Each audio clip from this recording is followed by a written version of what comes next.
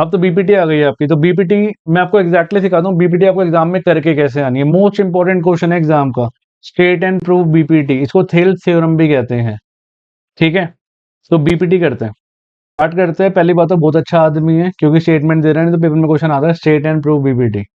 कह रहा है if a line is drawn parallel to one side of a triangle, तो हमने करना क्या है, हमने एक ट्रायंगल बनाना है। बट एक बात का ध्यान रखना भाई, आपको है ना ट्रायंगल इक्विलेटरल मत बना देना, क्योंकि इक्विलेटरल ट्रायंगल फिर आपको इजी लगेगा और आप से सॉल्व भी नहीं होगा। तो एबीसी मैंने ट्रायंगल बना दिया। If a line is drawn parallel to one side of a triangle, हमने बीसी के पैरेलल एक लाइन ड्रॉ कर दी डीई मान लो, to intersect the other two side in distinct point, then prove that they are divided in the same ratio. आपको ratio same करनी है, ठीक है। बीपीटी ध्यान से सुनना। तो गिवन क्या है हमारे पास, जो गिवन है वो लिख दो। सबसे पहले गिवन लिखते हैं हम। गिवन क्या है, अ ट्रायंगल एबीसी गिवन है। और कुछ गिवन है, हाँ और भी गिवन है। In which D E parallel to B C, D E parallel है बीसी के, ठीक है। और कुछ भी गिवन नहीं है आपको। टू प्रूफ क्या करना है, they are divided in the same ratio. Same ratio का मतलब हुआ A D upon D B is equal to A E upon E C. A D upon D B is equal to A E upon E C. अब इसमें construction भी होगी। Construction क्या होनी है, मैं इसको ज्वाइन कर दूंगा और मैं इसको ज्वाइन कर दूंगा, ठीक है। और यहां से मैं एक परपेंडिकुलर बना दूंगा और यहां से भी मैं एक परपेंडिकुलर बना दूंगा। ये एग्जाम में मोस्ट इंपॉर्टेंट क्वेश्चन में से एक है। इसको एम और एन नाम दे दो चाहे। तो कंस्ट्रक्शन लिखो, अब जरा जो किया है वो लिखो। कंस्ट्रक्शन क्या, join, join B E and C D. B E और सी डी को ज्वाइन कर दिया हमने। एंड ड्रॉ, क्या ड्रॉ करना है अपने, draw D N perpendicular to A C and E M perpendicular to A B, ठीक है। यहां तक काम था। अब हम शुरू करते हैं प्रूफ के साथ। प्रूफ, प्रूफ करने के लिए मुझे इसको थोड़ा सा छोटा करना पड़ेगा। थोड़ा छोटा कर देते हैं हम इसको, ये रहा। अब ध्यान से देखो, इसका प्रूफ बड़ा सिंपल है बट आपको समझना पड़ेगा। देखो एग्जैक्टली मैं आपको समझाता हूँ होता क्या है। किसी भी ट्रायंगल को है ना मैं तीन तरह से एरिया निकाल सकता हूँ, ठीक है। अब आपको ट्रायंगल दिख रहा है ए बी सी और ए डी ई। ए डी ई का एरिया मैं तीन तरह से निकाल सकता हूँ, या तो मैं ये बेस ले लूँ, ये हाइट ले लूँ, या मैं ये बेस ले लूँ, ये हाइट ले लूँ, या मैं ये बेस ले लूँ, ये हाइट ले लूँ। तो there are three ways to find the area of triangle. तो मैं यहाँ पे क्या करूंगा, इस पूरी थ्योरम में पहले मैं इस साइड को देखूंगा, यहाँ से दो बार एरिया निकलेगा। एक बार एरिया निकलेगा ऊपर वाले साइड्स का, देखो यहाँ से निकलेगा पहले ऊपर वाली साइड का एरिया, फिर नीचे वाली साइड का एरिया, ठीक है। उसको ऊपर नीचे रखोगे आप, डिवाइड में रखोगे। सिमिलरली फिर मैं इस साइड से देखूंगा, यहाँ से ऊपर का एरिया निकलेगा, फिर नीचे का एरिया निकलेगा, फिर दोनों को डिवाइड में रखोगे और उससे आपका आंसर आ जाएगा। देखो मैं क्या कहना चाहता हूँ, मैं आपको बना के समझा दूँ ताकि पिक्चर एग्जैक्टली क्लियर हो जाए, क्योंकि बच्चे रट के जाते हैं, रटने का कोई फायदा नहीं है। आप कभी ना कभी भूलोगे जरूर, रटना नहीं है इस चीज को। देखो मैं क्या कर रहा हूँ, पहले मैं एक साइड बना रहा हूँ जान के, और इसका मैं एरिया निकाल रहा हूँ ताकि आपको इजी लगे, ठीक है। मैं ये वाली साइड बना रहा हूँ ए डी ई बी। यहाँ से मैं 90 डिग्री बना था ना, 90 डिग्री दिखाते हैं, ठीक है। तो एरिया ऑफ ए डी ई निकालना सिखा रहा हूँ मैं आपको। इसी साइड से, इसी साइड से देखना, अपनी आंखों को यहाँ इस पॉइंट पे रखना। तो ये हुआ half into A D base हुआ, और हाइट कितनी हुई ई एम, क्लियर है, याद रहेगा। उसी के नीचे ट्रायंगल देखो आप, उसी के नीचे एक ट्रायंगल बनता हुआ दिख रहा है मुझे, बी डी ई।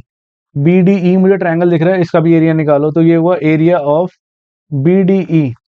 तो ये हो गया हाफ इनटू बेस, फिर से बेस क्या होगा बी डी, बट हाइट इसकी भी ई एम होगी। पता है क्यों, क्योंकि it is a obtuse angle triangle. जो कोई भी ऑब्ट्यूज एंगल ट्रायंगल होता है, जैसे कि मान लो ये, अगर मैं आपको बोलूँ इसकी परपेंडिकुलर हाइट बनाओ तो वो ट्रायंगल से बाहर जाएगी ना।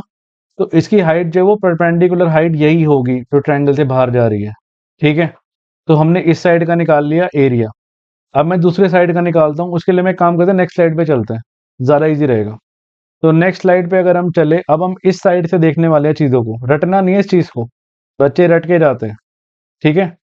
इनकी तरह मैं नेमिंग इसी के अकॉर्डिंग कर लेते हैं, A D C, A D C ई, और यहाँ पे परपेंडिकुलर बना हुआ है, इसका नाम क्या है, इट इज एन, ठीक है। अब मैं इस साइड से देखने वाला हूँ। पहले मैं लेफ्ट साइड से देख रहा था तो मुझे ये दो एरिया मिल गए। अब मैं राइट साइड से देखूंगा तो मुझे दो, फिर से दो एरिया मिलेंगे, और उनको मैं डिवाइड में रख दूंगा बस। अब मैं निकालूंगा एरिया ऑफ ए डी ई, फिर से बट इस बार बेस में ए ई लेने वाला हूं, है ना, ये बेस और ये हाइट लेंगे, half into A E into D N. उसके नीचे वाला DEC, DEC area of DEC, तो ये हुआ हाफ इंटू फिर से ईसी बेस, जैसे पहले वाले में ऑप्टियूज था तो ये वाला भी तो ऑप्टियूज ही है, तो इसकी भी हाइट डीएन ही रहेगी, डीएन। अब आप एक काम करो, इनको डिवाइड में रख दो, इसको इससे रख दो और इसको इससे रख दो, तो ये आएगा आपके पास, क्या आएगा, एरिया ऑफ एडीई अपॉन, क्या था ये, area of BDE, area of BDE, और इसको इसके डिवाइड में रख दो, तो ये हो गया area of ADE upon area of DEC. ठीक है, तो ये हो गया, अपन पहले लिख लेते हैं, A half into A E into D N, और नीचे आया half into E C into D N, clear है। और ऊपर क्या आएगा, ए डी ई एम आएगा, half into A D into E M, और नीचे आएगा आपके पास half into B D into E M, half into B D into E M, clear है। हाफ से हाफ काट दो, ई एम से ई एम काट दो, हाफ से हाफ काट दो, डी एन से डी एन काट दो, ये आ गया A D upon D B, जो हमें लाना था, is equal to A E upon E C. But अभी आंसर खत्म नहीं हुआ है प्यारे, पता है क्यों, क्योंकि देखो ये राइट साइड तो आपको लानी है इक्वल, ये बात समझ आ रही है, बट राइट साइड इक्वल होने के लिए लेफ्ट साइड इक्वल होना भी जरूरी है, तो न्यूमरेटर तो हमारे इक्वल है, तो इसका मतलब डिनोमिनेटर को भी इक्वल होना जरूरी है। अब ध्यान से देखो, मैं आपको एक चीज और समझाता हूँ, इसको मैं इरेज कर दूं। एक थ्योरम होती है जो 9th में कट हो चुकी है, पहले सिलेबस में आती थी, क्या, two triangle on the same base and between the same parallel are equal in area. ठीक है, two triangles on the same base and between the same parallel are equal in area. अब ध्यान से देखो, ये जो फिगर बन रही है, ये जो मेन फिगर बन रही है, आपको मैं पिंक से दिखाता हूं, पिंक से, ये देखो, एक ये ट्रायंगल बन रहा है और एक ये ट्रायंगल बन रहा है, तो दो ट्रायंगल है जिनका बेस डीई है ना। आपको मैं अलग से बना के दिखाता हूँ यहाँ पे ताकि और क्लियर हो। ध्यान से देखो, ये डीई है, यहाँ से एक ये ट्रायंगल बन रहा है इसमें, इसको हम बोलेंगे बी डी ई, है ना, और एक ये ट्रायंगल बन रहा है इसमें, इसको हम बोलेंगे सी डी ई। तो इन दोनों का बेस डीई है ना, और दोनों बिटवीन सेम पैरेलल है, तो इन दोनों का एरिया क्या रहेगा, इक्वल। तो इसका रीजन लिख देंगे हम, इसको इक्वेशन 1 ले लेना, इसको 2 ले लेना, और इसके बाद लिखेंगे हम एरिया ऑफ क्या, B D E is equal to, मतलब नीचे वाले डिनोमिनेटर वाले इन दोनों को इक्वल करना है हमने, is equal to area of D E C. इसका रीजन लिख देना, reason is very important, geometry में रीजन के बिना मार्क्स नहीं मिलेंगे आपको, याद रखना है बस। क्या रीजन आएगा, two triangles on same base and between same parallel, between same parallel are equal in area, area में इक्वल रहते हैं वो, ठीक है। इसको इक्वेशन 3 मान लो, आप इसको इक्वेशन 3 मान लो।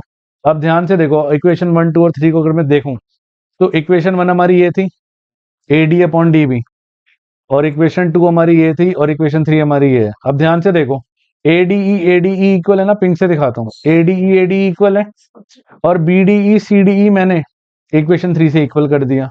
तो अगर लेफ्ट हैंड साइड इक्वल होगी तो राइट हैंड साइड भी क्या होगी, इक्वल, तो खत्म क्वेश्चन। तो फ्रॉम इक्वेशन 1, 2 एंड 3 में क्या कह सकता हूं, मैं कह सकता हूं A D upon D B is equal to A E upon E C. तो खत्म हो गई आपकी बीपीटी थ्योरम, या इसको थेल्स थ्योरम भी कहते हैं। मोस्ट इंपॉर्टेंट है, हर साल रिपीट होती है क्वेश्चन ये, ठीक है। करके जरूर जाना, थॉरोली रिपीट करना, रट के मत जाना, समझ के जाना जैसे मैंने समझाया, तभी ज़्यादा टाइम तक याद रहती है चीज़ें, ठीक है।